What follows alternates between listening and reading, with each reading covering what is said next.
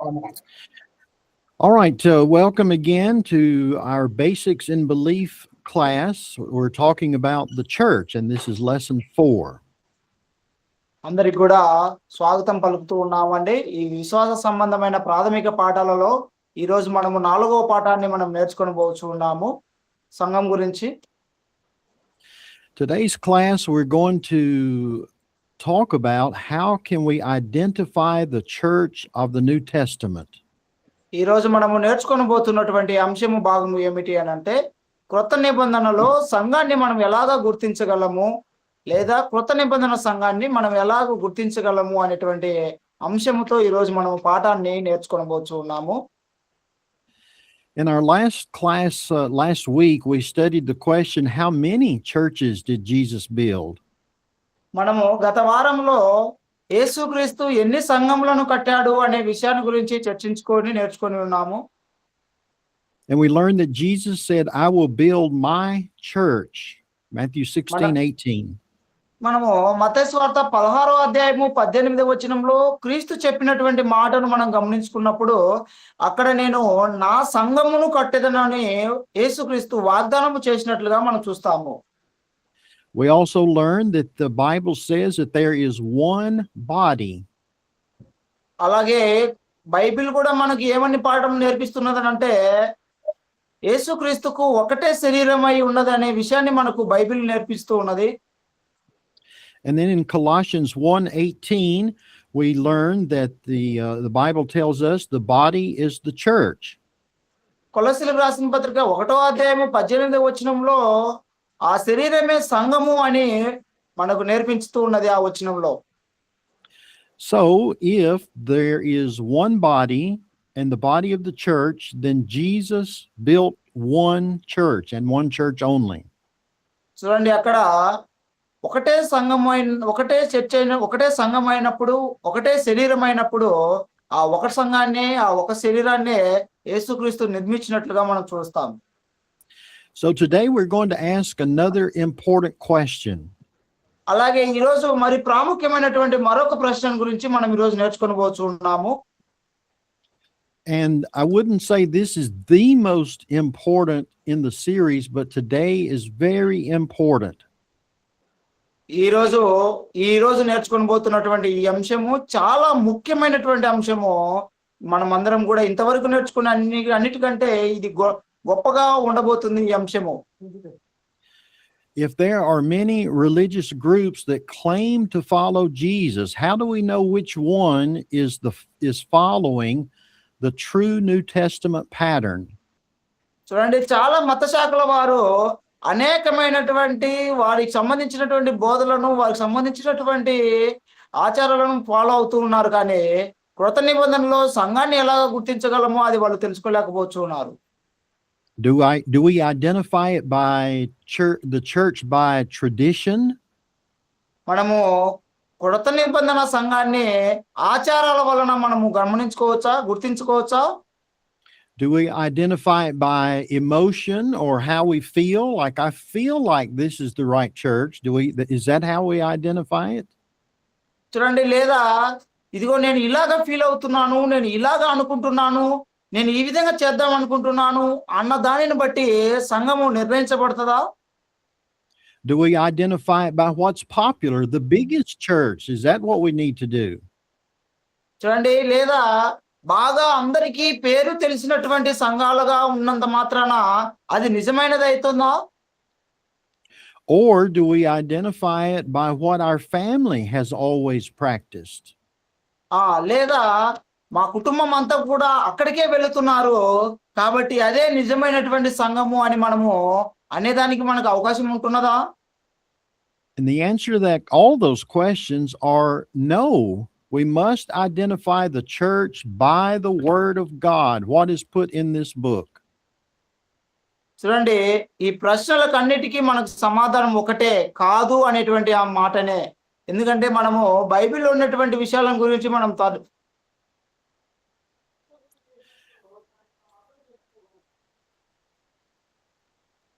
We lost your audio there, Ravi. Okay, now. Okay, there we go. You got it?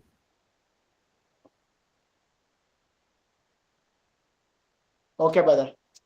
Okay. So our main text today is Acts chapter 2 and verse 42. Acts 2 and verse 42. అపోస్తలుల కార్యములు 2వ అధ్యాయము 42వ వచనం ఈ రోజు మనం ప్రారంభిస్తున్నటువంటి మొదటి అంశము, మొదటి వచనము. So let's read that verse now. సరే, ఆ వచనం చదువుకుందాము. అపోస్తలుల కార్యములు 2వ అధ్యాయము 42వ వచనాన్ని.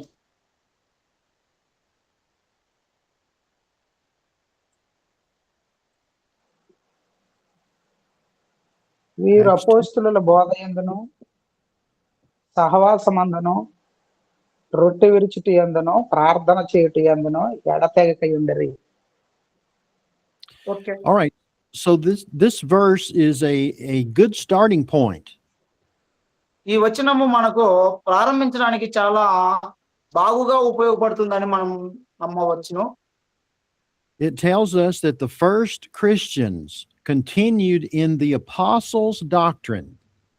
చూడండి, ప్రారంభ దశలో ఉన్నటువంటి సంఘస్థులు అక్కడ ఎలాగా ఉన్నారో మనం చూసినట్లయితే అపోస్తలుల యొక్క బోధ యందు వాళ్ళు ఎడతెగక ఉన్నారనే విషయాన్ని మనకు చెబుతూ ఉన్నారు. And that means that they continued in the teachings given by the apostles. It's that simple. చూడండి, వారు దాని అర్థం మనం గమనించుకున్నట్లయితే అక్కడ ఉన్నటువంటి స్థానిక సంఘము అనగా ప్రారంభ దశలో ఉన్నటువంటి ఆ కొత్త నిబంధనలో ఉన్నటువంటి ప్రారంభ సంఘము ఎప్పటికీ కూడా అపోస్తలుల యొక్క బోధనే వెంబడిస్తూ ఉన్నట్టుగా మనం చూస్తూ ఉన్నాము. And that's one of the things that sets the churches of Christ apart from all others, because we strive to do what the first century apostles did, and we know if we do what they did, we're doing it right.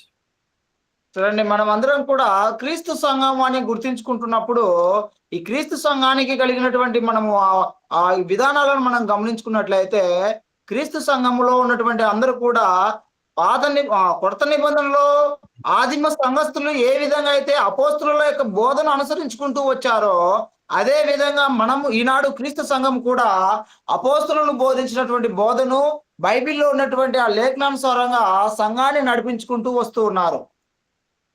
So the minute that I go outside the Bible, the moment that I leave the authority of the apostles, that's when I know I'm going to a wrong church.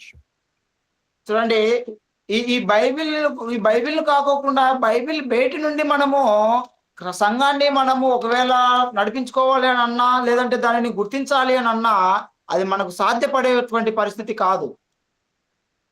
So if we want to identify the church of the New Testament today, we've got to compare their religious teaching and practice and ours with the New Testament. So again, if we want to identify the true church from the New Testament, we've got to compare religious teaching with the Bible. చూడండి, ఈ రోజు మనము కూడా ఈ బైబిల్లో ఉన్నటువంటి కొత్త నిబంధనలో ఆదిమ సంఘస్థులు ఎలాగైతే చేశారో దానిని బట్టి ఈనాడు లోకంలో జరగబోతున్నటువంటి మత శాఖల వారు నడిపిస్తున్నటువంటి దానిని బట్టి మనము పోల్చుకున్నట్లయితే బైబిల్ ప్రకారంగా మనము సంఘం అనేటి దాన్ని మనం గుర్తించుకోగలము. Here's a simple example.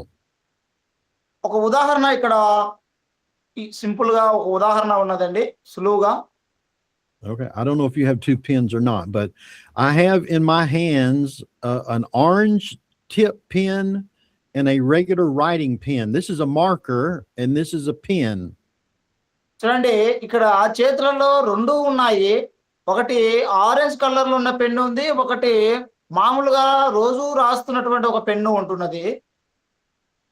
Now, if I look at these, they serve the same purpose. Both are writing instruments. I can write with them. చూడండి, ఈ రెండు పెన్నులు కూడా ఏ దానికోసం మనం వాడతాము అంటే రాయడానికే వాడతాం మనం ఇవి రెండింటిని కూడా. But one has black ink and one has orange ink. కానీ ఒక పెన్ను ఏమై ఉన్నదంటే నల్ల రంగులో రాస్తున్నది, రెండో పెన్ను ఆరెంజ్ రంగులో రాస్తూ ఉన్నది. So it is impossible to say that these two compare with each other because they do not. They serve two different purposes. చూడండి, అపోస్తలులు కూడా ఈనాడు మనం అపోస్తలుల గురించి ఆలోచన చేసినట్లయితే దాన్ని కూడా మనం కంపేర్ చేసినట్లయితే రెండు కలిపి రాయడం అనేటువంటిది కాదు. దేనిని మనము నిజమైనదో దాన్ని కంపేర్ చేసుకొని మనం వెతుకులాడుకోవాలి. And so in the same way, I have to compare the church that I am attending to the Bible and what they did in the first century.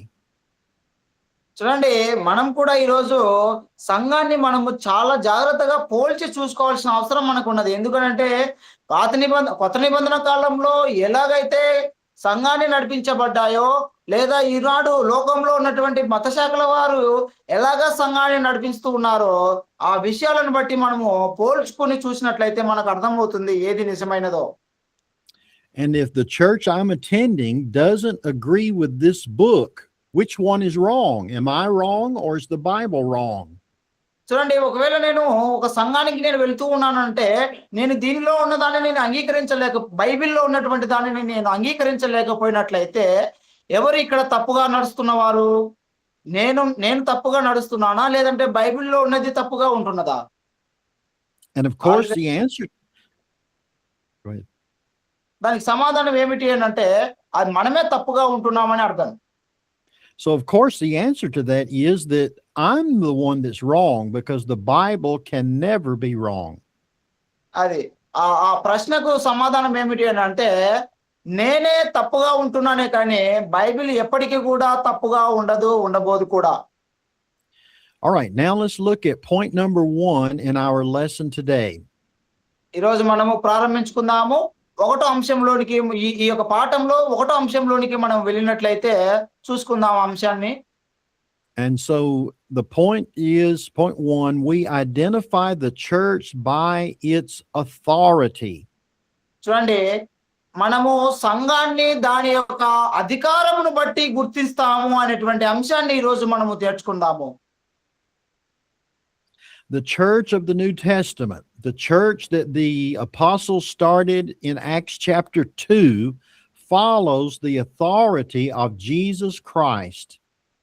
చూడండి, సంఘము క్రొత్త నిబంధనలో అపోస్తుల కార్యము 2వ అధ్యాయంలో అపోస్తుల ద్వారా ప్రారంభించబడుతున్నది అనే విషయాన్ని మనం చూసినప్పుడు అక్కడ నుండి వారందరూ కూడా క్రీస్తు యొక్క అధికారంలో వారు నడిపింపబడుతూ వస్తున్నారు అనే విషయాన్ని మనం గుర్తించుకుంటాం. And if we believe that Jesus is the Son of God, then we must believe in Jesus and his authority. చూడండి, మనము యేసుక్రీస్తు దేవుని కుమారుడని మనము ఎలాగైతే నమ్ముతామో అలాగే ఆయన యొక్క అధికారంలో సంఘం కూడా ఉంటున్నది అనే విషయాన్ని మనం ఈ రోజు నమ్మాల్సిన అవసరం ఉంది. All right, let's read Matthew chapter 28 and verse 18. Matthew chapter 28 and verse 18. 18వ వచనాన్ని మనం చూసుకుందాము.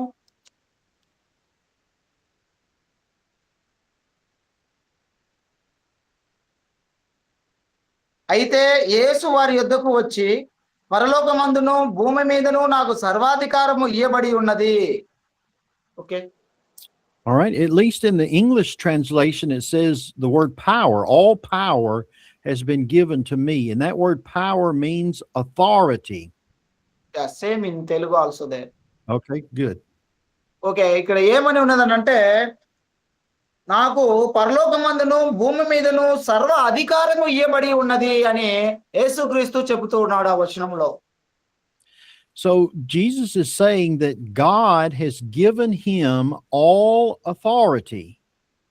ఇక్కడ యేసు ఏమని చెప్తున్నాడంటే తండ్రి నాకు సర్వ అధికారము ఇచ్చాడు, సర్వ అధికారం ఇవ్వబడింది నాకు అని తండ్రి తనకి ఇచ్చినటువంటి అధికారం గురించి యేసు చెబుతూ ఉన్నాడు అక్కడ. Not some authority. అక్కడ కొద్ది భాగాన్ని మాత్రమే అధికారం కలిగిన వాడిగా ఉండు అని చెప్పబడడం లేదు. Not just a little authority. లేదా కొంచెము దాని మీదనే నీకు అధికారం ఉన్నది అని యేసుకు చెప్పినట్లుగా అక్కడ లేదు. It wasn't a shared authority with other people.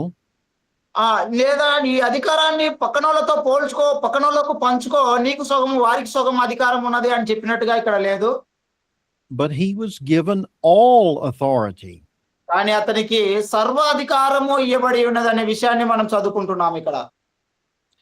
So if Jesus was given all authority, and he was, that means that everything Jesus talks about the church has to be followed by Jesus Christ.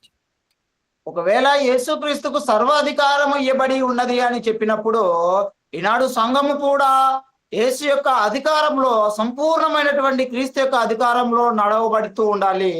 అది మనం తెలుసుకోవాలి. When Jesus left this earth, he left his authority to the apostles. చూడండి, యేసు ఈ లోకాన్ని విడిచి పరలోకానికి వెళ్ళినప్పుడు ఆ యొక్క అధికారము తన అపోస్తులైనటువంటి తన శిష్యులైనటువంటి అపోస్తులకు ఇచ్చేశాడు. So that's why it's important to understand, as we try in the churches of Christ to follow exactly what the apostles did in the first century. అందుకే మనము అపోస్తులు చేసినటువంటి ఆ బోధన గురించి మనము అంటే ప్రారంభ సంఘము ఏ విధంగా అయితే అపోస్తుల యొక్క బోధలో నడుచుకుంటూ వచ్చిందో ఆ బోధను మనం ఈనాడు చాలా జాగ్రత్తగా అనుసరించే వారిగా ఉండాలి. ఎందుకంటే అది క్రీస్తు ద్వారా అపోస్తులకు అందించబడినటువంటి అధికారము. ఆ అధికారాన్ని మనం వెంబడించే వారిగా మనం అందరం ఉండాలి. All right, this is so important. I'm going to repeat it twice. ఇది చాలా ముఖ్యమైనటువంటి విషయము. నేను రెండోసారి మీకు బోధిస్తాను. So listen carefully. జాగ్రత్తగా వినండి. The church does not have the right to invent its own doctrine or teaching. Again, brother, please. The church does not have the right or the authority to invent its own doctrine or teaching.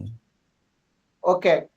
చూడండి, సంఘము సర్వము కూడా బోధ ద్వారా మనకు నడిపించబడుతున్నది అనే విషయాన్ని మనం తెలుసుకోవాలి. We do not have the right to change the plan of salvation, how we are saved.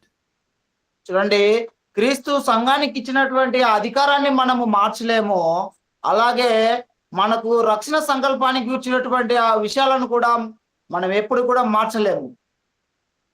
We do not have the right or the authority to change worship, how we worship.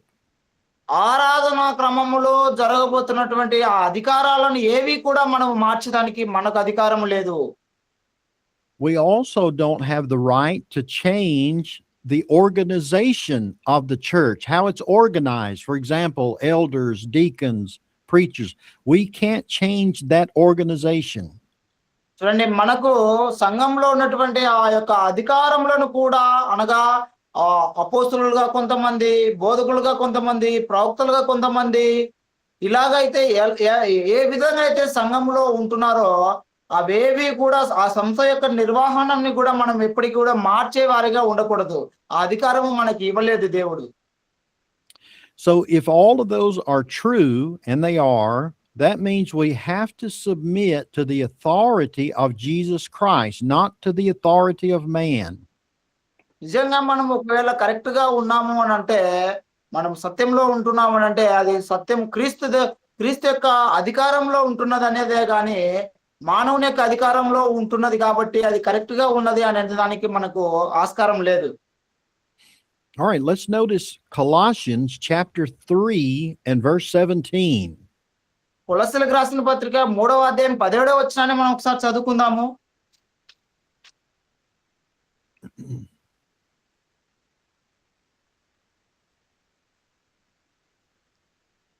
కొలస్సీలకు రాసిన పత్రిక 3వ అధ్యాయం 17వ వచనాన్ని మనం చదువుకున్నట్లయితే, మరియు మాట చేత కానీ క్రియ చేత కానీ మీరేమి చేసినను ప్రభువైన యేసు ద్వారా తండ్రి అయిన దేవునికి కృతజ్ఞతాస్తుతులు చెల్లించుచు సమస్తమును ఆయన పేరిట చేయుడి. Okay. All right, so if I'm going to do everything, do all in the name of the Lord Jesus, that means I do it by his authority. చూడండి, మనము ఏమి చేయాలి అని అన్నా కూడా క్రీస్తు యొక్క అధికారంలో, క్రీస్తు యొక్క నామములోనే మనం ప్రతిదీ కూడా చేయవలసిన వారంగా ఉన్నాము. దాని అర్థం ఏమిటి అంటే యేసుకు సర్వ అధికారం ఇయ్యబడి ఉన్నదని అర్థం. So we understand, I think, that Jesus died basically for two reasons. Number one, so we can have remission of sins. And number two, he died so that we could establish the church. So Jesus died for two reasons: for our remission of sins and to establish the church. క్రీస్తు 2 విషయాల కారణం చేత ఆయన మరణించినట్లుగా మనం చూడవచ్చు. ఒకటి ఏమిటంటే మానవుల యొక్క పాపముల కొరకై, మానవుని యొక్క రక్షణ కొరకై ఆయన మరణించినట్టుగా ఉన్నాడు. అట్ ద సేమ్ టైం రెండోది ఏమిటి అంటే ఆయన సంఘాన్ని ప్రారంభించడానికి ఆయన మరణించినట్టుగా మనం చూస్తాం. ఇలా 2 విషయాలను బట్టి యేసుక్రీస్తు మరణించినట్టుగా మనం చూసుకుంటాం. So if I'm going to attend any church, the first question is not what do I like? చూడండి, మనం ఒకవేళ ఏదైనా సంఘానికి వెళ్తున్నాము అంటే దాని అర్థము మనకు నచ్చింది కాబట్టి మనం వెళ్తున్నాం అనే మాటగా ఉండకూడదు. అంటే మనం ఇష్టపడుతున్నాం కాబట్టి ఆ సంఘాలకు వెళ్ళేవారుగా మనం ఉండకూడదు. The first question also is not what's popular. Where does everybody go to church? What's the most popular church? That's not the first question.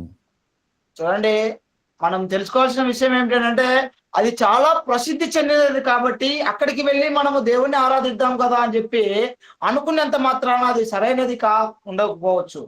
కాబట్టి మనం తెలుసుకోవాలి, ప్రసిద్ధి చెందిన దానిని మనం వెళ్ళడానికి ఇష్టపడకూడదు. ఆ సమాధానాన్ని మనం తెలుసుకోవాలి. The first question is not what do other churches do? Do they have entertainment? Do they have music?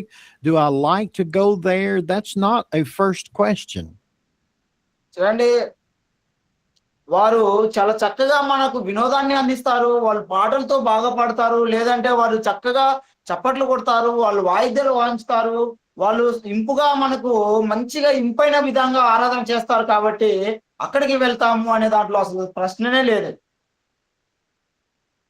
The first question has to be, it must be, does Jesus Christ authorize what we're doing in his word, in the Bible? చూడండి, ప్రశ్న ఏమిటి అంటే అసలు యేసు యొక్క బోధన ప్రకారము సంఘము ఏ విధంగా నడిపించబడుతుంది అనేది, అనగా బైబిల్ ప్రకారంగా క్రీస్తు యొక్క బోధ ప్రకారంగా సంఘము ఎలాగైతే నడిపించబడుతుంది అనే ప్రశ్నను బట్టి మనము సంఘాన్ని గుర్తించుకోవాలి. And so the church of the New Testament that we are supposed to attend, the church of the New Testament where I worship, is identified by its authority. It ought to follow Jesus Christ.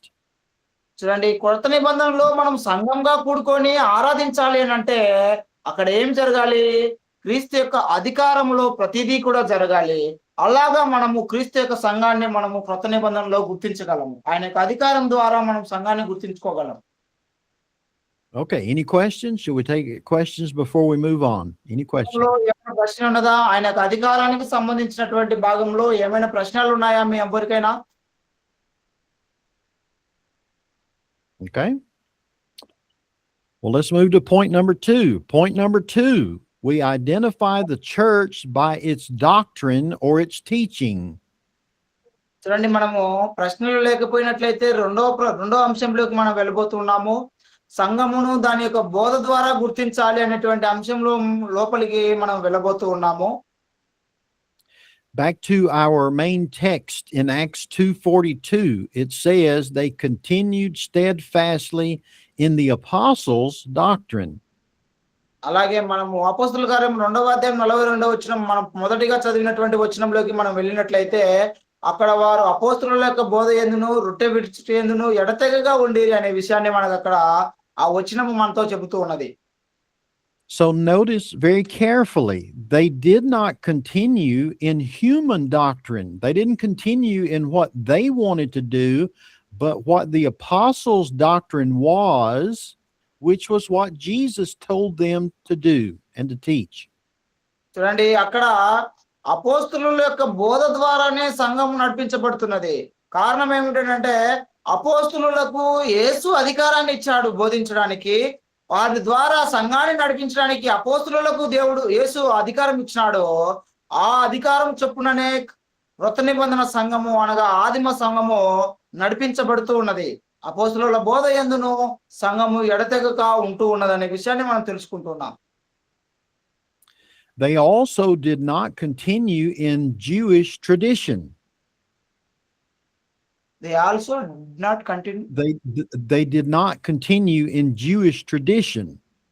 వారు యూదుల యొక్క ఆచారాల చొప్పున వారు నడిపించబడడం లేదు. అక్కడ గమనించండి మీరు. They didn't continue in the opinions of men. Well, what do you want to do? What do you want to do? They did not do that in the first century. చూడండి, వారు ఆదిమ సంఘస్థులు ఎప్పటికీ కూడా యూదులైనప్పటికీ కూడా యూదుల యొక్క ఆచారాలను జరిపించడం లేదు. అలాగే మనుషులకు ఇష్టమైనటువంటి వాటిని జరిపించడానికి వారు పూనుకోవడం లేదు.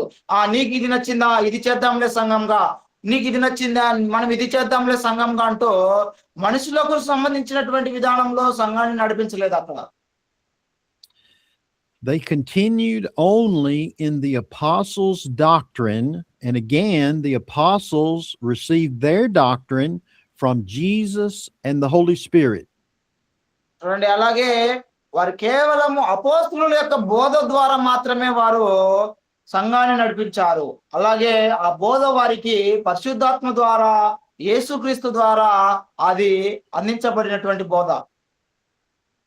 So they were guided by the Holy Spirit, as we see in Acts 2, but the Holy Spirit only told them to do what Jesus told the Holy Spirit to tell them, the apostles. పరిశుద్ధాత్ముడు దేన్ని తీసుకుని వచ్చి బోధిస్తున్నాడు అని అంటే కేవలము యేసుక్రీస్తు ఏదైతే ఆ పరిశుద్ధాత్మునికి బోధించాడో దానినే తీసుకొని వచ్చి పరిశుద్ధాత్ముడు ఈనాడు సంఘానికి కూడా బోధిస్తున్నాడు. అక్కడ క్రీస్తు యొక్క అధికారంలోనే పరిశుద్ధాత్మ కూడా చేస్తూ ఉన్నాడు. All right, let's notice John 16 and verse 13. John 13 or 16 rather, John 16 verse 13. యోహాను సువార్త 16వ అధ్యాయము 13వ వచనాన్ని మనం చదువుకుందాము. ఒకసారి చదవండి ఎవరైనా. యోహాను సువార్త 16వ అధ్యాయము 13వ వచనము.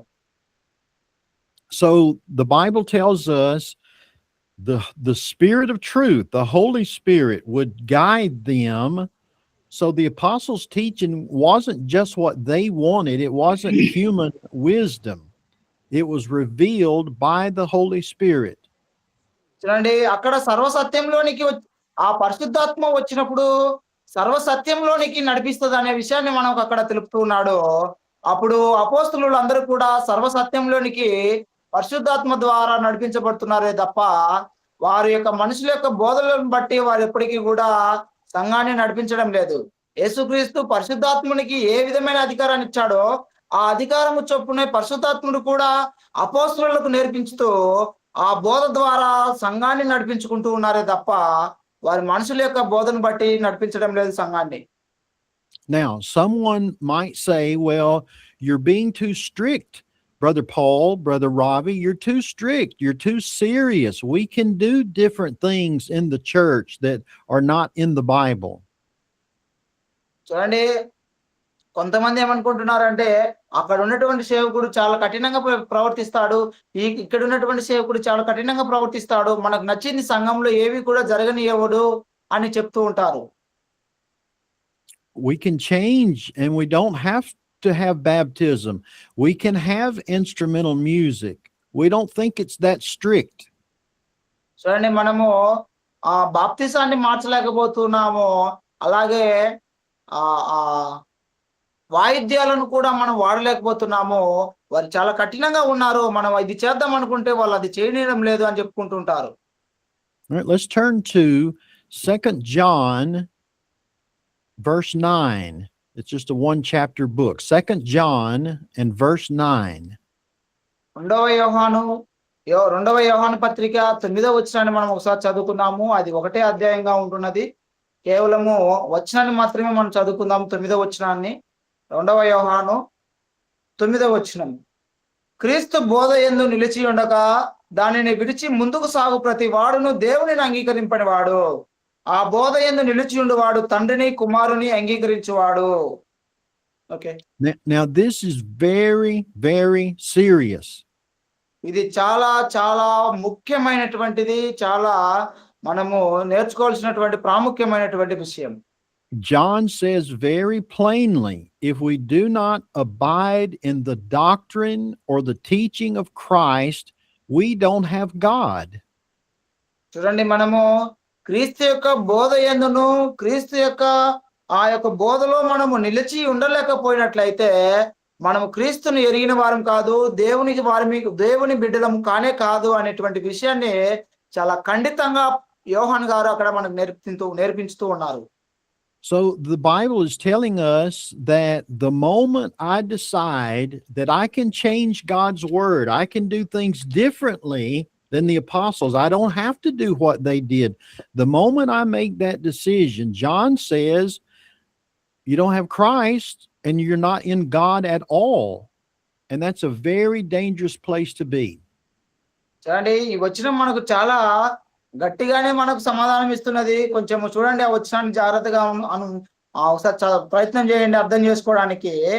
ఇదిగో, ఎవరైతే క్రీస్తు యొక్క బోధ యందు నిలిచి ఉండక దానిని విడిచిపెడిపోతారో వారందరూ కూడా దేవుణ్ణి అంగీకరించలేని వారు అనే మాట మనకు తెలియబడుతుంది ఈ వచనంలో. ఇది చాలా కఠినమైనటువంటి మాట. ఎవరైనా క్రీస్తు యొక్క బోధ యందు అనుసరించుకోకుండా ఉన్నట్లయితే వారు దేవుణ్ణి ఎరిగినట్టుగానే ఉంటున్నారు, వారు దేవుణ్ణి ఎరగని వారుగానే ఉంటున్నారు.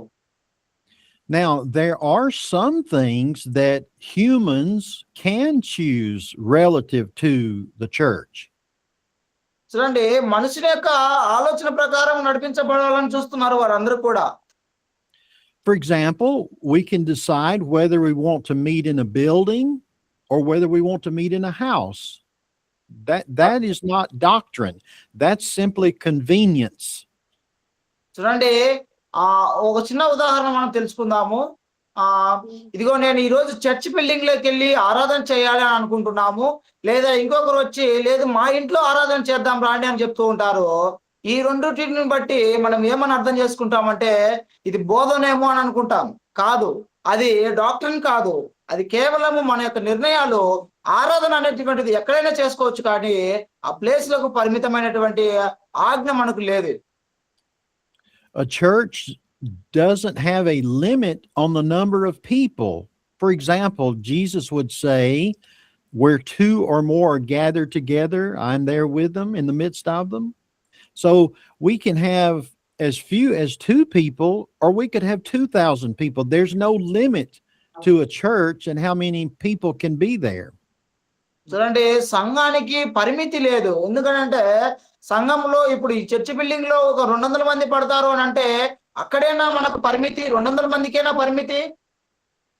చూడండి, ఒకవేళ ఇద్దరే ఉన్నారు అని అనుకోండి, ఇద్దరికి మాత్రమేనా పరిమితి? ఎక్కడ 2-3 ఉంటారో అక్కడ నేను ఉంటానని చెప్పినప్పుడు మనం మాత్రము అంచనాలు వేసుకొని పరిమితులు నిర్ణయించుకుంటూ ఉంటాము. కానీ యేసుక్రీస్తు అలాగా చెప్పలేం లేదు. Another thing that the church can do, whether it's the elders deciding or the men of the congregation, we can do good works. Again, brother, sorry. Another thing that the church can do is good works, working good, doing good to others. The elders can decide, or the men can decide, we want to help the poor or help widows or help the orphans. We can make those decisions. That's not doctrine. That's something we ought to want to do as Christians. చూడండి, క్రైస్తవులుగా మనం ఏమి చేయాలో కొంతమంది సంఘంలో ఉన్నటువంటి వారందరూ కూడా చేస్తూ ఉంటారు. కొంతమంది పెద్దలు ఏం చేస్తుంటారంటే బీదలకు సహాయం చేయడము, అనాథలకు దిక్కులేని వారికి సహాయం చేయడము, ఇంకా ఎవరైనా అసలు వారికి తినడానికి లేని తిండి లేని వారికి సహాయం చేయడం. ఈ విధంగా పెద్దలందరూ కూడా ఆలోచన చేసుకొని నిర్ణయించుకొని వారి యొక్క ఆలోచనలను బట్టి కొన్ని సహాయములు వాళ్ళు చేస్తుంటారు. అది క్రీస్తు యొక్క బోధ కాదు. అది కేవలము దేవుడి ద్వారా మనము చేయాలి అని నిర్ణయించబడినప్పుడు మనం ఏ విధంగా చేయాలో అది అక్కడ నిర్ణయించబడుతుంది, కానీ అక్కడ బోధన మార్చినట్టేం కాదు. So those are things that have nothing to do with salvation. They have nothing to do with teaching.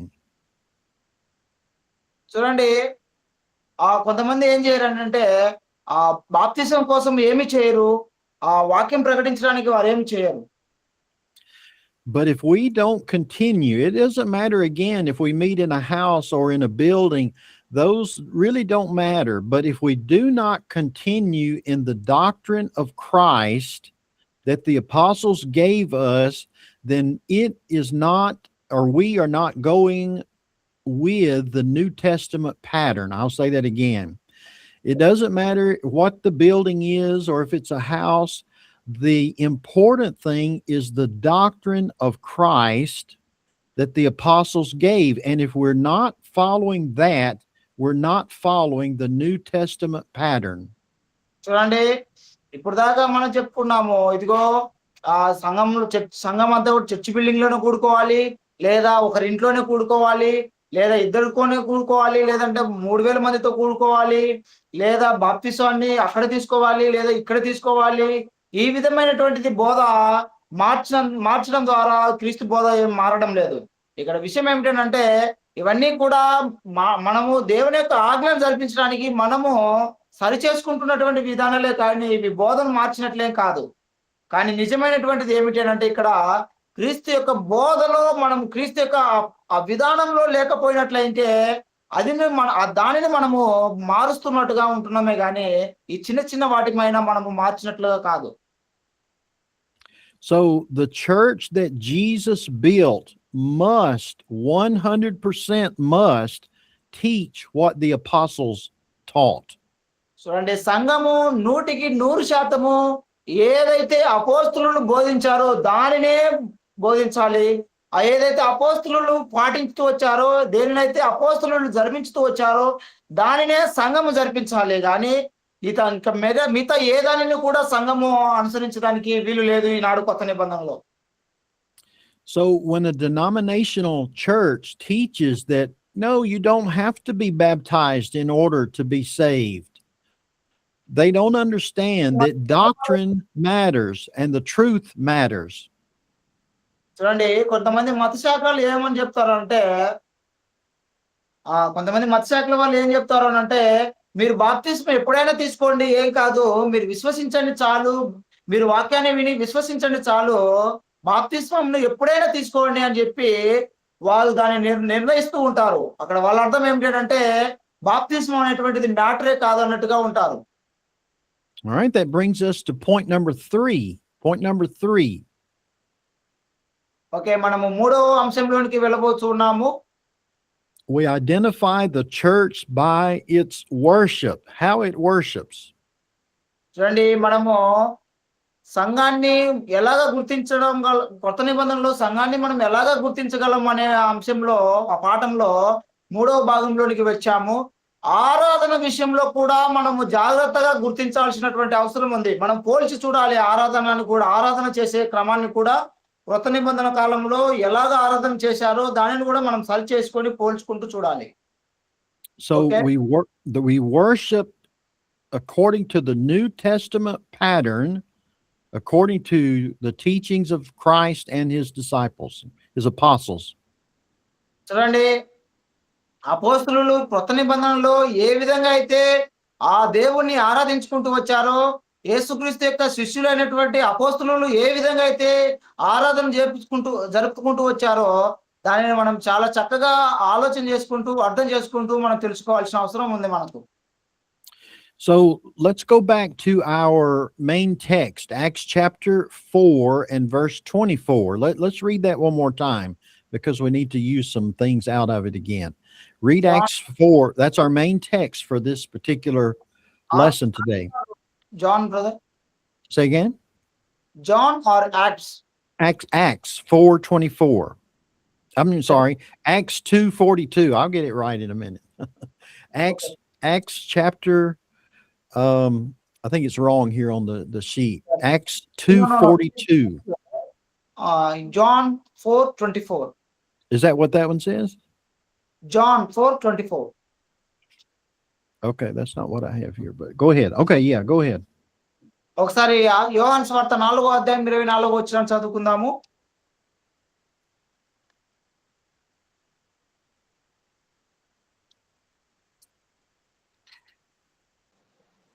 దేవుడు ఆత్మ గనుక నేను ఆరాధించేవాడు ఆత్మతోను సత్యముతోను ఆరాధించేవాడు. Okay. All right.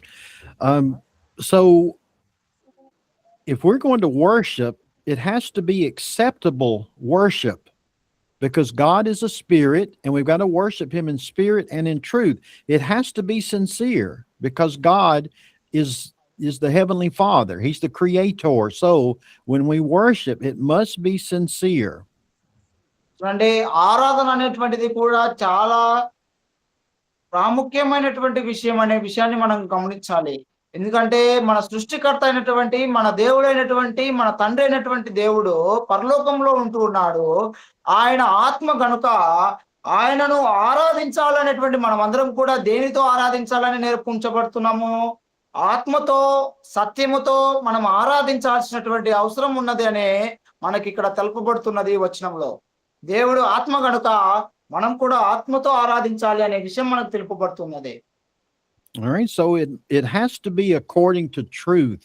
It can't be what man's wisdom is. It cannot be what we make the decision for it to be. It has to be according to the truth of God's word.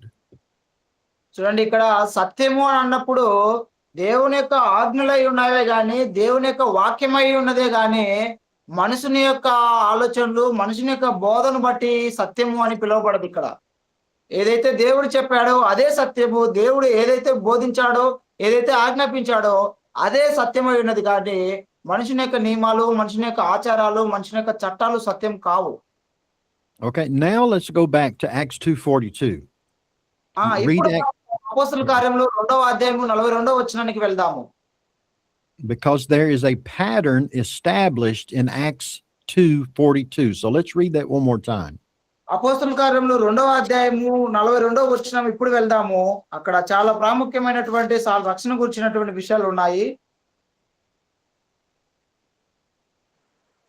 వీరు అపోస్తలుల బోధ యందును సహవాసమందును, రొట్టె విరుచుట యందును, ప్రార్థన చేయుట యందును ఎడతెగక ఉండిరి. Okay. All right. So notice this verse tells us that there are several things connected with their worship. చూడండి, ఇక్కడ ఏ విధంగా అయితే వారు ఆరాధన చేస్తూ ఉన్నారో ఆ విధమైనటువంటి విధానము ఇక్కడ మనకు చెప్పబడుతూ ఉన్నది, నేర్పించబడుతూ ఉన్నది వచనంలో. So first of all, it says that there was teaching. They continued in the apostles' doctrine. They continued in teaching. అక్కడ మొదటిగా మనం గమనించుకున్నట్లయితే వారందరూ కూడా అపోస్తలుల బోధ యందు ఎడతెగక ఉన్నారు. అపోస్తలుల బోధ యందు ఉన్నారు. వాళ్ళ యొక్క బోధ ద్వారా, వాక్యం ద్వారా అపోస్తలులు బోధిస్తున్నటువంటి వాక్యంలో ఉన్నారు. All right. They continued in fellowship, in their relationship one with another, and communicating, talking with one another. Fellowship. అలాగే వారు సహవాసం అందు కూడా ఒకరికొకరు అన్యోన్యంగా ఉంటున్నారు, ఒకరికొకరు కలిసి ఉన్నారు, ఒకరికొకరు సహాయంగా ఉన్నారు, సహవాసంగా ఉన్నారు. అక్కడ ఆ విధంగా సంఘము, ప్రారంభ సంఘంలో ఆ విధంగా ఉన్నారు. And then also it says that they continued with prayers. వాళ్ళు అలాగే ప్రార్థన చేయటంలో కూడా ఎడతెగక ఉన్నారు. So all of these are associated with the New Testament pattern of worship. చూడండి, ఆరాధనలో ఇవన్నీ కూడా ఉండాలి అని మనకు నేర్పించబడుతున్నాయి కొత్త నిబంధనలో. All right, let's notice Acts chapter 20 and verse 7. Acts chapter 20 and verse 7. అపోస్తలుల కార్యములు 20వ అధ్యాయము 7వ వచనాన్ని మనం చదువుకున్నప్పుడు, ఆదివారమున మేము రొట్టె విరుచుటకు కూడినప్పుడు. All right, so we notice very importantly, when did the church meet? Remember, we're talking about how do we identify the church? The church met on the first day of the week. That's Sunday. చూడండి, అక్కడ 20వ అధ్యాయము 7వ వచనము, అపోస్తలుల కార్యము 20వ అధ్యాయం 7వ వచనంలో ఏమున్నది అంటే, అక్కడ ఆదివారమున వారందరూ కూడా కూడుకుంటున్నారు. ఆ సంఘం అంతా కూడా ఆదివారమున కూడుకుంటున్నారు.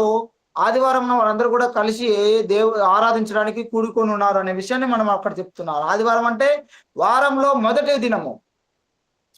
So if I'm trying to identify the true church, first I'm going to look for a church that's going to meet on Sunday. చూడండి, మనం క్రొత్త నిబంధనలో సరైనటువంటి సంఘాన్ని గమనించుకోవాలని చదువుకుంటున్నప్పుడు వారు ఆదివారం కూడి ఉన్నారనే విషయాన్ని మనం తెలుసుకోవాలి. There are some in the denominational world that think, well, we can meet on Saturday. In fact, there's a whole religious body that is structured around meeting on Saturday, but there's no authority to meet on Saturday to worship. చూడండి, ఆరాధనగా కూడుకుంటున్నప్పుడు కొంతమంది మత శాఖల వాళ్ళు ఏమని చెప్పుకుంటారంటే, శనివారం ఆరాధనగా కూడుకుంటాము, శనివారం పూట మేము ఆరాధనలో ఉంటాము అని చెప్పుకుంటుంటారు. నిజానికి శనివారం నాడు ఆరాధనలో కూడుకోవాలని మనకు ఏ అధికారము లేదు. We can only meet on the first day of the week because the apostles set the pattern to worship on Sunday. మనం కేవలము ఆదివారం మాత్రమే కూడుకోవడానికి అధికారం ఉన్నది. ఎందుకంటే ప్రారంభంలో ఉన్నటువంటి సంఘస్థులు ఆదివారంనే గ్యాదర్ అవుతూ వస్తూ ఉన్నారు, ఆదివారంనే కూడుకుంటూ వస్తూ ఉన్నారు. So we notice that the apostle Paul preached to them on Sunday. అపోస్తలుడైన పౌలు అక్కడ చెప్తూ ఉన్నాడు, ఆదివారంనే ఆరాధనకు కూడి ఉన్నారు అని. All right, now let's read 1 Corinthians 16 and verse 2. 1 Corinthians 16 and verse 2. 1 Corinthians 16 and verse 2. 16వ అధ్యాయము 2వ వచనాన్ని మనం చదువుకుందాము. మొదటి కొరింథీయులకు రాసిన పత్రిక 16వ అధ్యాయం 2వ వచనాన్ని మనం చదువుకున్నప్పుడు, నేను వచ్చినప్పుడు చందా పోగు చేయకుండా ప్రతి ఆదివారం మీలో ప్రతి వాడును తాను వర్ధిల్లిన కొలది తన యొద్ద కొంత సొమ్ము నిల్వ చేయవలెను. Okay. So here is another part of the pattern of the type church that I want to attend. And part of that pattern is that the first century church gave on the first day of the week. చూడండి, మనం ఇంకొక విధానాన్ని మనం తెలుసుకోవాలి. సంఘంలో వాళ్ళందరూ కూడా ఆదివారంన వారంలో మొదటి దినమున వారందరూ కూడా కూడుకోవడానికి ఇష్టపడుతున్నారు. And this is talking about money, not giving anything else. This is talking about giving money. Give as we've been prospered. చూడండి, కొన్ని అవసరాలకు ఇవ్వబడుతున్నటువంటి కానుకల గురించి ఇక్కడ చెప్పబడుతున్నది, వేరే విషయాన్ని గురించి కాదు ఇక్కడ. Now, let me just say as a side note. Okay, నేను వేరే విషయాన్ని నేను పక్కకు కొంచెం వచ్చి వేరే విషయాన్ని చెప్తాను. I know that there are many people among us who don't have a lot of money, and some of us have no money. చూడండి, నాకు తెలిసిన వాళ్ళకు కొంతమందికి డబ్బులు లేరు, కొంతమందికి డబ్బులు లేదు. కొంతమంది సంఘస్థులకు నాకు తెలిసినటువంటి వారికి కొంతమందికి, అనగా బ్రదర్ పాల్ గారికి తెలిసినటువంటి కొంతమందికి డబ్బులు లేని వారు సంఘస్థులుగా ఉన్నారు.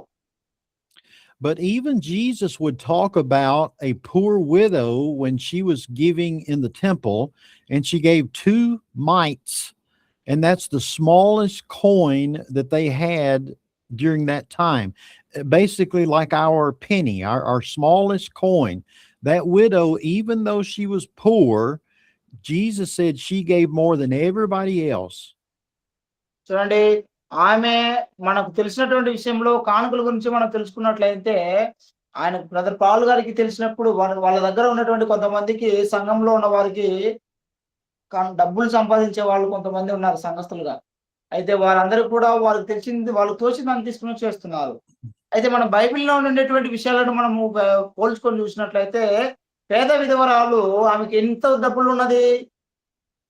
పేద విధవరాలు వచ్చి కానుకలు వేస్తూ ఉన్నప్పుడు, కానుకల దగ్గర కూర్చున్నటువంటి యేసు ఆమెను చూసి ఏమన్నాడు, నేను వేసేటువంటివి 2 కాసులు అయినప్పటికీ కూడా, 2 బిళ్ళలు అయినప్పటికీ కూడా, నీవు ఆమె తనకు కలిగినటువంటి సమస్తము తీసుకొని వచ్చి దేవునికి అర్పించింది అని చెప్పి యేసుక్రీస్తు ఆమెను పోగొట్టినట్టుగా మనం చూస్తాం. So here's the point, that we are commanded to give on the first day of the week. It doesn't matter if we are poor. It doesn't matter if we're rich. It doesn't matter. The command is to give. Now that's difficult. but it is a command. చూడండి ఇక్కడ ఆదివారమున ఆరాధనలో ప్రతి ఒక్కరు కూడా కానుకలను ఏర్పరచాలి అనే విషయము మనకు ఆజ్ఞాపించబడినటువంటి విషయము. ఒకవేళ మన దగ్గర డబ్బులు ఉన్నాయా, మన దగ్గర డబ్బులు లేవా, లేదంటే మనం బీదలమా, మన దగ్గర ఏమి వేయలేమా అనేటువంటి విషయము మనకు ఆ విషయాన్ని బట్టి మనం ఆలోచన చేయకూడదు. ఎందుకంటే దేవుడు మనకు ఆజ్ఞాపించాడు, సంఘంగా కూడినప్పుడు ఆరాధనలో ఆదివారము ఆరాధనలో మీరు ఆరాధనగా కూడినప్పుడు, సంఘంగా కూడినప్పుడు ఖచ్చితంగా కానుకలు వేయాలి. అది ఎంత వేయాలి, ఏ విధంగా వేయాలి అనేటువంటిది మ్యాటర్ కాదు. అది అది పెద్ద విషయమే కాదు. అయితే ఖచ్చితంగా ఆజ్ఞల ప్రకారంగా కానుకలు వేయాలనేటువంటి విషయం మనకు ఆజ్ఞాపించబడుతున్నది. It has nothing to do with trying to make the preacher rich. It doesn't have anything to do with trying to build a big church building. It has nothing to do with that. It all has to do with what's in my heart. Do I love God enough that I can give? It doesn't matter how small the amount, but the heart is what matters. సేవకుడు చాలా గొప్పవాడు కాబట్టి ఇతనికి ఇంత కానుక ఏం అవసరంలే, లేదా సేవకుడు చాలా తక్కువ భేదవాడు కాబట్టి ఇతనికి ఎక్కువ ఇవ్వాలేమో అనేటువంటి విషయాన్ని మనం బట్టి కానుకలు వేయకూడదు. కానీ మనం హృదయంలో ఎంతైతే వేయాలని, దేవునికి ఇవ్వాలి అని మనం నిశ్చయించుకుంటామో, మన హృదయంలో నిశ్చయించుకున్న దానిని బట్టి మనం దేవునికి ఇచ్చేవారిగా ఉండాలి. అది ఈ రోజు మనం ఆజ్ఞాపించబడుతున్నటువంటి విషయం.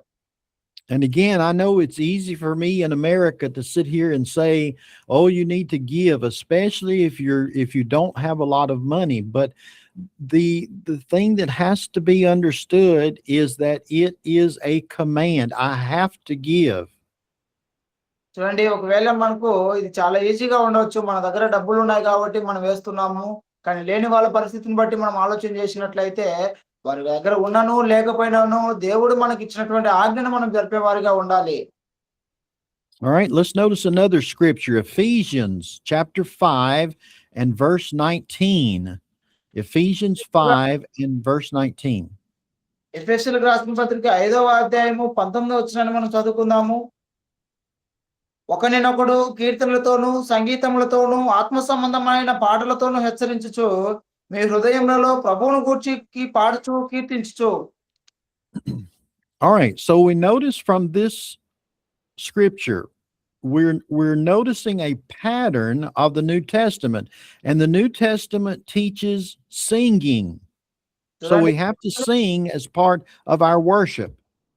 కొత్త నిబంధనలో ఆరాధన క్రమంలో పాటలు కూడా ప్రాముఖ్యమైనటువంటి విషయము మనకు బోధించబడుతుంది, తెలియబడుతున్నది. ప్రతి నిబంధన కాలంలో ఏం చేస్తున్నారు అంటే, పాటల ద్వారా వారు ప్రార్థన చేస్తూ ఉన్నారు, పాటల ద్వారా స్తుతించుతూ ఉన్నారు, పాటల ద్వారా దేవుని నామాన్ని గణపరుస్తూ ఉన్నారు. అది మనకి ఈ రోజు కూడా నేర్పించబడుతున్నది. Now, this is one area where all the denominational churches add to what this scripture says, and that's not good. Again, brother. Okay, this is where the denominational churches, Baptists, Methodists, Catholicism, all the denominational churches add to the New Testament pattern, and they should not. This is very important. Okay, so in this verse, we're told to sing, and that's all. The denominational churches will add to, and they'll add instrumental music, for example. And that's an addition to the New Testament pattern that we cannot do. చూడండి, ఆరాధన క్రమంలో పాటల ద్వారా దేవుని నామాన్ని గణపరచాలి అనేటువంటి విషయం మనకు నేర్పించబడుతున్నది. కానీ మిగతా మత శాఖల వాళ్ళు ఏం చేస్తూ ఉన్నారు అనే విషయాన్ని మనం పోల్చుకున్నట్లయితే, వారందరూ కూడా పాటల ద్వారా దేవుడి నామాన్ని గణపరచాలి అనేటువంటి విషయానితో పాటు వారు మిగతా విషయాలను కూడా దాంట్లో చేరుతూ వస్తూ ఉన్నారు. అనగా వాయిద్యాలు వాయించడము, చప్పట్లు కొట్టడము, దరువులు వేయడము, చిందులు వేయడము, ఇంకా ఎన్నెన్నో చేయడము, నృత్యాలు, డాన్సులు వేయడము, ఇలాగా వారు ఆరాధన క్రమంలో అనేకమైనటువంటి కొన్ని ప్రత్యేకమైనటువంటి దేవుడు చెప్పని విషయాలను కూడా తీసుకుని వచ్చి దాంట్లో చేరుస్తూ ఉన్నారు ఆరాధన క్రమంలో. And today in the denominational world, there's so many things: instrumental music, big bands, lights all over the place. I don't know, dancing. I've even seen dancing in some denominational churches, and none of that is by New Testament pattern. చూడండి, చాలా మంది మనము ఈనాడు లోకంలో చూసినట్లయితే మత శాఖల వారు ఏం చేస్తున్నారు అనంటే, ఇష్టం వచ్చినట్టుగా వాళ్ళు పెద్ద పెద్ద వెలుతురుతో కూడినటువంటి ఆ తీగలను వేసుకుంటూ, లైట్‌లను వేసుకుంటూ, చాలా నెత్తికి చాలా కిరీటాలు పెట్టుకుంటూ, డాన్స్‌లేసుకుంటూ, చప్పట్లు కొట్టుకుంటూ, దరువులేసుకుంటూ, ఊగిపోతూ ఎంతెంతో వికారంగా చేస్తూ ఉంటారు. నిజానికి అవేవి కూడా మనకు క్రొత్త నిబంధన సంఘంలో చెప్పబడే ఉండలేదు. క్రొత్త నిబంధన సంఘంలో ఇలాగ చేసినట్లుగా ఆదిమ అపోస్తలులు ఈ విధంగా చేసినట్లుగా మనకు లేఖనాలు ఎక్కడా కూడా లేదు. కానీ మిగతా మత శాఖల వాళ్ళు అయితే వారికి ఇష్టం వచ్చినట్టు వాళ్ళు పాటల ద్వారా ఆరాధించాలనేటువంటి విషయానికి మరిన్ని లేఖనాలలో లేని విషయాలను తీసుకొనొచ్చి వాళ్ళు పోలుస్తూ దాంట్లోకి చేర్చుతూ ఇష్టం వచ్చినట్లుగా వాళ్ళు ఆరాధన జరుపుతూ ఉంటారు. You know, for example, there in India, when the Hindus get together, oh, it's so loud. There's so much music. There's so many things going on. It's hard to focus on, or it would be for us. It'd be hard to focus on worshiping. I don't understand how they can even do it. చూడండి, కొంతమంది భారతదేశంలో కొంతమంది హిందువుల వలె ఎలాగా sorry it means what you shade brother Hindus. Yeah, the Hindus, you know, when the Hindus meet there, I'm just talking to you, it's so loud and there's music and there's so many things going on. If you apply that to church worship, there's no way you can focus on the preacher, you can't focus on Jesus, there's too many distractions. And that's why in the Bible it says to sing. It doesn't say to do entertainment and all of these things. Does that make sense? Okay. ఆరాధన Okay. క్రమంలో మనము చక్కగా పాటల ద్వారా దేవుడి నామాన్ని ఆరాధించాలి అనేటువంటి విషయాన్ని మనం పోల్చుకున్నట్లయితే, మిగతా వారు ఎలాగ చేస్తుంటారంటే హిందువులు చేసినట్లుగా అనగా వేరే వాళ్ళు చేసినట్లుగా డాన్స్‌లేసుకుంటూ, చిందులేసుకుంటూ, చప్పట్లు కొట్టుకుంటూ, ఇష్టం వచ్చినట్లు చేసుకుంటూ ఉన్నారు.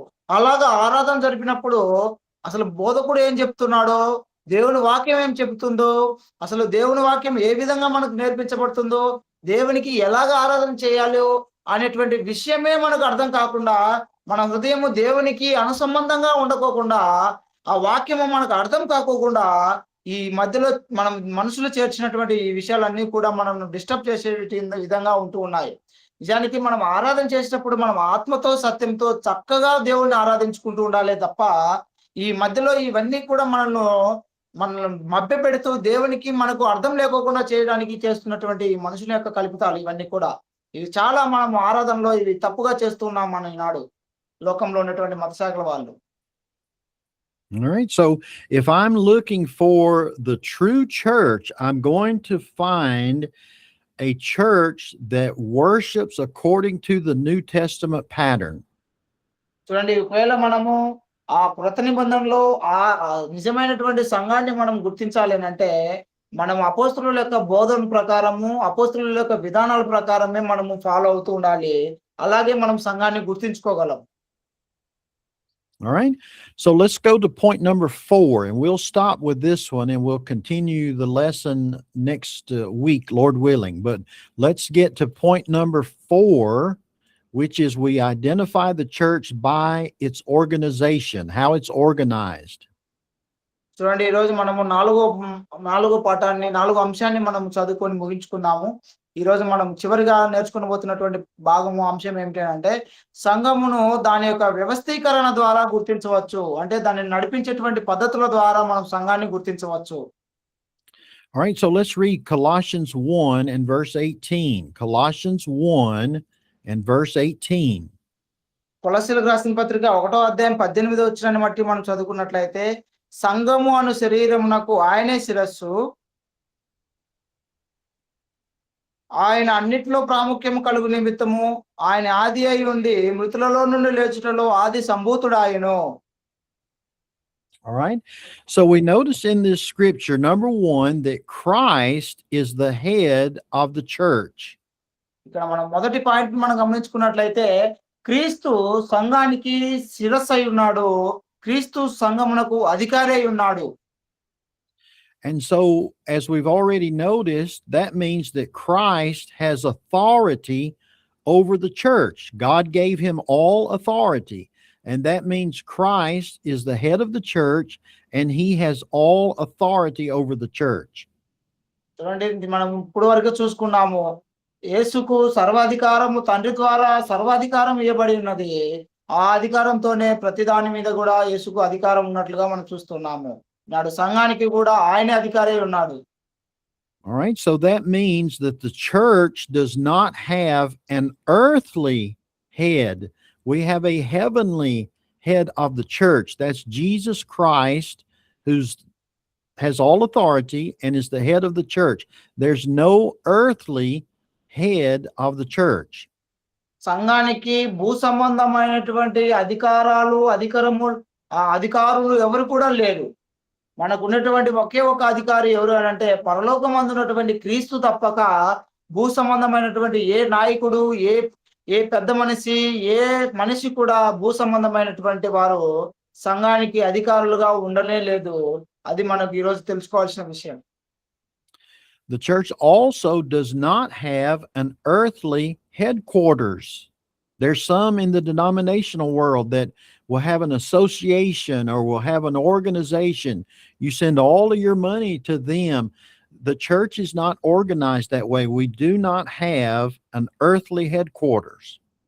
చూడండి కొంతమంది సంఘస్థులు ఏమని చెప్తున్నారంటే, ఇదిగో ఈ పలానా సంఘానికి హెడ్ క్వార్టర్ ఎక్కడ ఉన్నది అని అంటే, ఇదిగో పలానా బెంగళూరులో ఉన్నది, లేకుంటే విజయవాడలో ఉన్నది, లేకుంటే ఖమ్మంలో ఉన్నది, అక్కడ ఉన్నది, ఇక్కడ ఉన్నది అని చెప్పుకుంటుంటారు.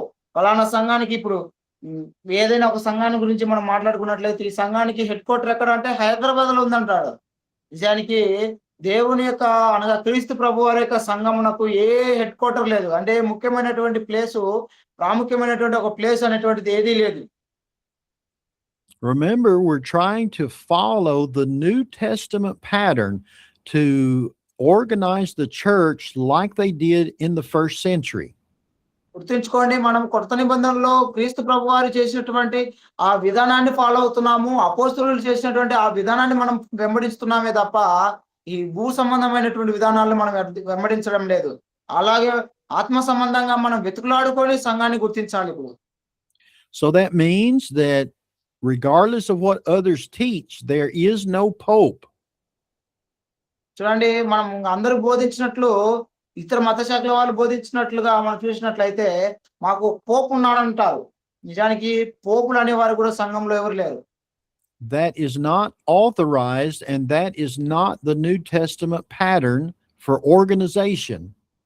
చూడండి, భూ సంబంధమైనటువంటి ఏ మనిషికి కూడా సంఘాన్ని నడిపించడానికి అధికారం లేదు. The church does not have a president. నిజానికి సంఘానికి ఏ అధ్యక్షుడు కూడా లేడు. We also don't have a council that tells us what to do. సంఘానికి ఏ విధమైనటువంటి నాయకుడు లేడు, ఏ విధమైనటువంటి నడిపించేవాడు లేడు భూ సంబంధంగా. So according to Colossians 1:18, there's only one head of the church, and that is Jesus Christ. కొలస్సీలకు రాసిన పత్రిక 1:18 వచ్చిన ప్రకారము కేవలము యేసు తప్పక ఎవరు కూడా అధికారములు కలిగిన వాడు సంఘానికి లేనే లేరు. So how else was the church organized? మరి సంఘముల యొక్క విధానాలు ఎలాగా ఉండాలి? In Acts chapter 14 and verse 23, let's read that. Acts 14 and verse 23. అపోస్తలుల కార్యములు 14:23 మనం చదువుకున్నట్లయితే,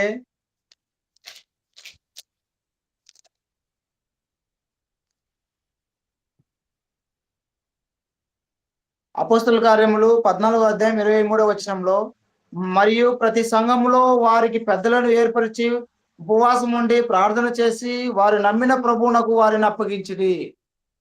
So we notice in this scripture that the New Testament church, yes, Christ is the head, but there were also in this organization, this level of organization, elders who oversaw the church. They were ordained, or they ordained elders in every church. చూడండి, ఇక్కడ భూ సంబంధమైనటువంటి ఏ అధికారములు కలిగిన వాళ్ళు ఈ సంఘమునకు లేరు, కానీ క్రీస్తు ఒక్కడే సర్వాధికారం కలిగినటువంటి వాడు. అయితే ఆయన తర్వాత సంఘంలో అపోస్తలులు ఒక్కొక్క స్థానిక సంఘములలో ఒక్కొక్క పెద్ద మనుషులను ఒక్కొక్క చోట పెద్ద మనుషులను నియమించుతూ వారందరూ కూడా క్రీస్తు మాట ప్రకారంగానే నడు క్రీస్తు యొక్క బోధ ప్రకారమే నడుచుచూ ఉండవలనని వారిని ఏర్పరచుకొని వారి ద్వారా సంఘాన్ని నడిపించడానికి వారికి బాధ్యతలు అప్పగిస్తూ వచ్చారు.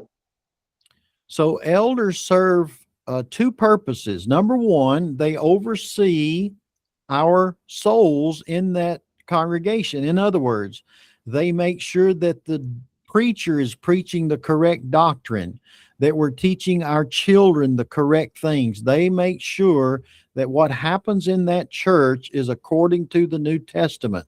That's one purpose of the elders.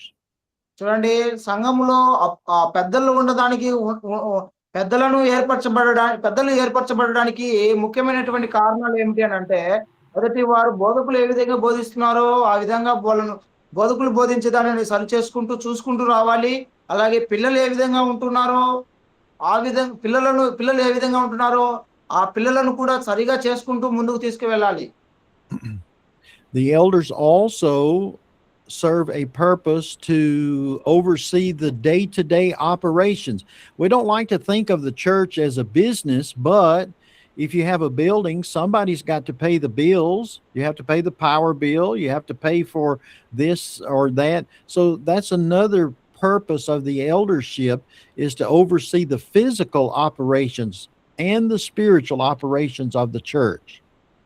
చూడండి, భూ సంబంధమైనటువంటి విధానంలో సంఘంను నడిపించడానికి పెద్దలకు అధికారం లేదు, కానీ ఆత్మ సంబంధంగా వారి సంఘం యొక్క అవసరాలు ఏమున్నాయో ఆ అవసరాల కోసం వారు పని చేస్తూ ఉండాల్సిన అవసరం వాళ్ళు ఉంది. So we also hear in the Bible, the New Testament pattern speaks about another group of people called deacons. అలాగే సంఘంలో కొంతమందిని చెప్తూ ఉన్నారు. డీకన్స్ అనేటువంటి వారు ఉంటారు, పరిచారకులు. All right, so let's read Philippians 1 and verse 1. Philippians 1 and verse 1. ఫిలిప్పీలకు రాసిన పత్రిక 1వ అధ్యాయం 1వ వచనాన్ని మనం చదువుకుందాము. ఫిలిప్పీలో ఉన్న క్రీస్తు యేసునందలి సకల పరిశుద్ధులకును అధ్యక్షులకును పరిచారకులకును క్రీస్తు యేసు దాసులైన పౌలును తిమోతియు శుభమని చెప్పి వ్రాయునది. All right, so a deacon basically is a servant of the church. చూడండి, డీకన్స్ అంటే అనగా పరిచారకులు అంటే సంఘానికి పని చేసేటువంటి వారు అని అర్థము. So the elders oversee the spiritual and physical aspects of the church. ఈ పెద్దలు అనేటువంటి వారు ఆత్మ సంబంధంగాను భూ సంబంధంగాను ఆ సంఘమును నడిపించుకుంటూ ఉండాల్సినటువంటి వారు. And then deacons are appointed to do various tasks in the church. చూడండి, ఆ పరిచారకులు అనేటువంటి వారు ముఖ్యమైనటువంటి పనుల కోసం వారు నిర్మించబడుతూ ఉన్నారు. For example, you may have a deacon that is in charge of the curriculum or the teaching for the children. చూడండి, ఒకవేళ ఉదాహరణకు చూసినట్లయితే ఈ పరిచారకులు పిల్లలకు బోధించాలనేటువంటి విషయంలో వారు ఉంటున్నప్పుడు, you might have a deacon who the elders appoint, who is in charge of the worship service. They ask people to lead prayer. They ask people to serve the Lord's Supper table. So they're in charge of who participates in the worship. చూడండి, ఆ పరిచారకులు అనే వాళ్ళు లేచి ఆరాధన క్రమంలో ఎవరు ప్రార్థన చేయాలి, లేదంటే ఎవరు వాక్యం చెప్పాలి, ఈ రోజు ఎవరు ప్రార్థన చేయాలి, ఎవరు పాటలు పాడాలి, ఎవరు ఇది పలానా పనులు చేయాలి అని చెప్పేటువంటి వారుగా వారికి ఆ పనులను అప్పగిస్తూ వస్తూ ఉంటారు. A deacon might be appointed to make sure that the church building or the house that you're meeting in is clean and is prepared, that the Lord's Supper table has the bread and the fruit of the vine. They make sure all of those things are prepared. So the deacons are servants in these areas.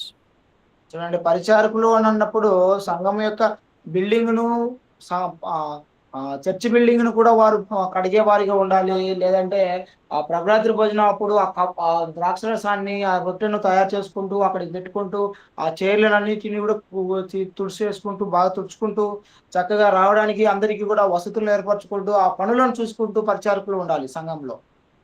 So in point number 4, we're trying to show very simply that the New Testament pattern is very simple in how the church is organized. చూడండి, సంఘం యొక్క విధానంలో వ్యవస్థీకరణ ఎలాగా ఉండాలి అనేటువంటి విషయాన్ని Bible చాలా వివరంగా మనకు బోధిస్తూ ఉన్నది. చాలా ఈజీగా, చాలా సింపుల్‌గా మనకు బోధిస్తూ ఉన్నది. And that simple pattern is Jesus is the head of the church. చాలా సులువుగా అర్థం చేసుకోవడానికి చెప్పుకుందాం ఒకసారి. యేసుక్రీస్తు అధికారి అయి ఉన్నాడు, సర్వాధికారి అయి ఉన్నాడు. Elders oversee the local congregation. ఆ పెద్దలు సంఘానికి ఆ లోకల్ స్థానిక సంఘమునకు అంతటికి కూడా పెద్దలుగా ఉంటూ ఉన్నారు. You have deacons that serve in different areas of the church. చూడండి, అలాగే పరిచారకులు ఆ స్థానిక సంఘంలో ఉన్నటువంటి ప్రతి పనులను చేసుకునే వారుగా ఉంటూ ఉన్నారు. Of course, you have preachers who are there to preach the word. నిజానికి బోధించేవారు కూడా ఉంటారు, బోధకులుగా కూడా కొంతమంది ఉంటారు.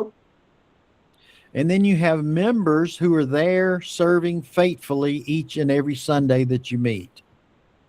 చూడండి, అక్కడ మనం కూడుకుంటున్నప్పుడు ప్రతి ఆదివారము నమ్మకంగా సరైనది బోధించుతున్న వారు కూడా కొంతమంది ఉంటారు.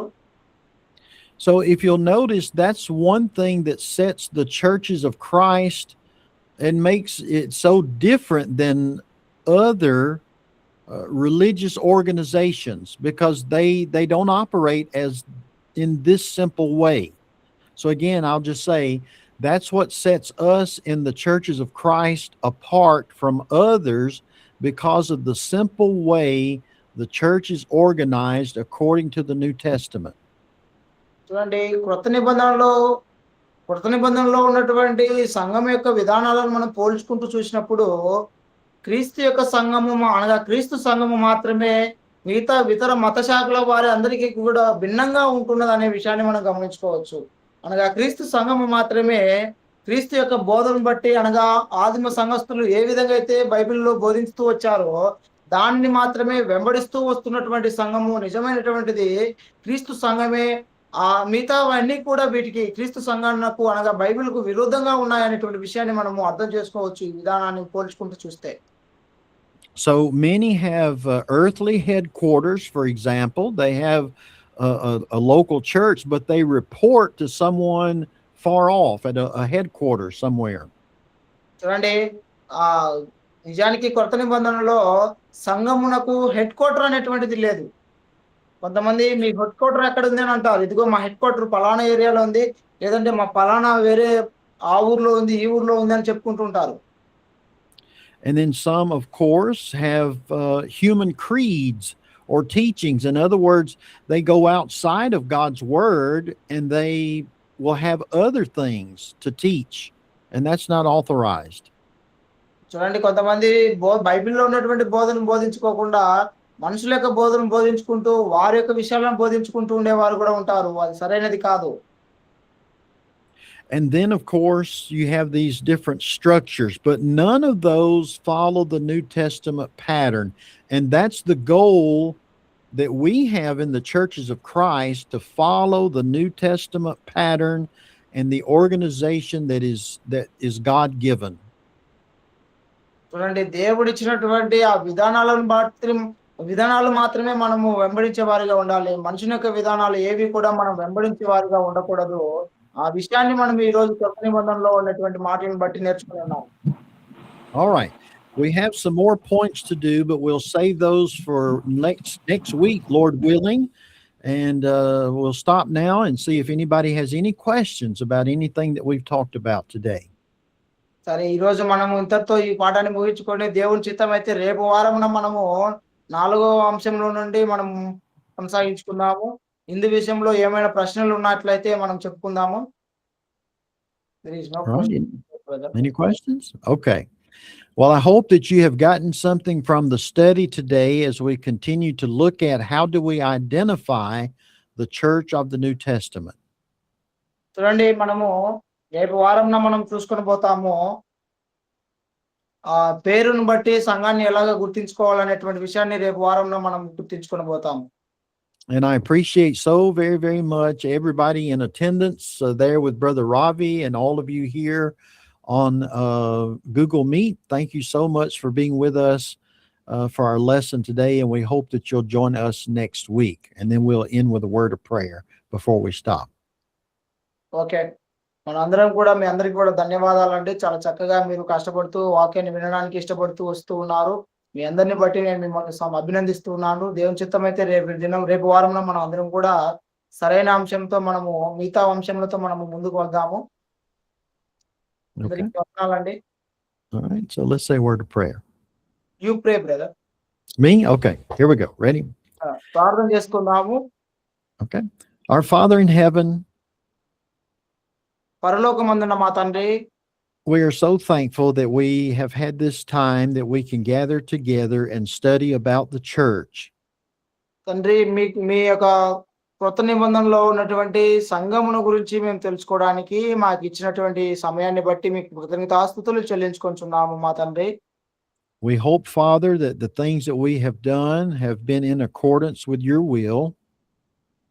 తండ్రి మీరు ఇచ్చినటువంటి సమయంలో మీరు నేర్పించబోతున్నటువంటి విషయాలను మేము నెరవేర్చుకుంటూ ఉన్నందుకు మీకు కృతజ్ఞతాస్తుతులు మా తండ్రి. And we know that your word and the words that we have spoken have fallen on good and honest hearts of those who've been listening today. తండ్రి ఈరోజు మీరు బోధించినటువంటి విషయంలో మీరే మాకు ఉండి సరైన విషయంలో సత్యాన్ని మాకు నేర్పించుతూ ఉన్నారని మేము నమ్ముచూ ఉన్నాము. We ask, Father, for your blessings upon each and every person who has been here today. తండ్రి మేము మిమ్మల్ని అడుగుతున్నాము, ఇక్కడ కూడి ఉన్నటువంటి ప్రతి ఒక్కరిని కూడా దీవించమని బ్రతిమలాడుకుంటున్నాము. Bless them with their physical health and prosperity. తండ్రి వారిని ఆ శరీర విషయాల్లో కూడా బలపరచండి. మంచి ఆరోగ్యాలను వారి అందరికీ కూడా దయచేయమని, వారిని ఆశీర్వదించమని, వారికి తోడుగా ఉండమని కోరుకుంటున్నాము. But most of all, please bless them in their spiritual health so that all of us can do your will, your way. తండ్రి అలాగే ఆత్మ సంబంధంగా కూడా వారిని దీవించమని, మీ యొక్క మార్గంలోనూ మీ యొక్క విషయం, మీ యొక్క చట్టంలోనూ, మీ యొక్క నిబంధనలోనూ, మీ యొక్క మార్గంలోనూ వారు చక్కగా ఉన్నట్లు వారిని దీవించమని బ్రతిమలాడుకుంటున్నాము. Thank you, Father, for Brother Ravi and his ability and talent to translate and for his patience. తండ్రి ఓపికతో రవివర్మకు ఇచ్చినటువంటి ఆ యొక్క ఓపికను బట్టి ఆ తర్జుమాలో ఉపయోగపడుతున్నటువంటి ఆ విధానాన్ని బట్టి ఆయన్ని కూడా దీవించమని And బ్రతిమలాడుకుంటున్నాము. we're so thankful, Father, for this technology that we can gather together literally across the world to study your word.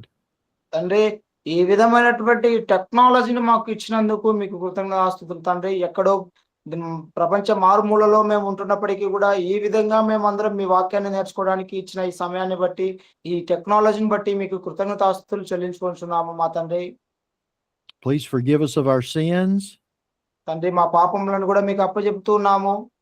and help us to realize every single day the importance of following the New Testament pattern in our Christian lives.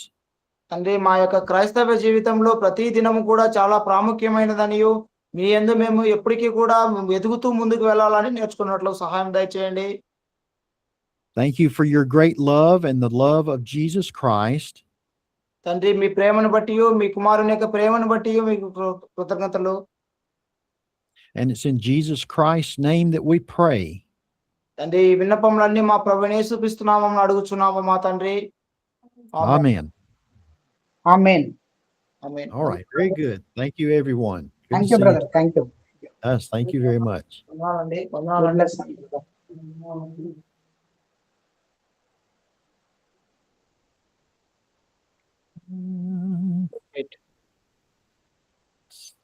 Brother Ravi గారు brother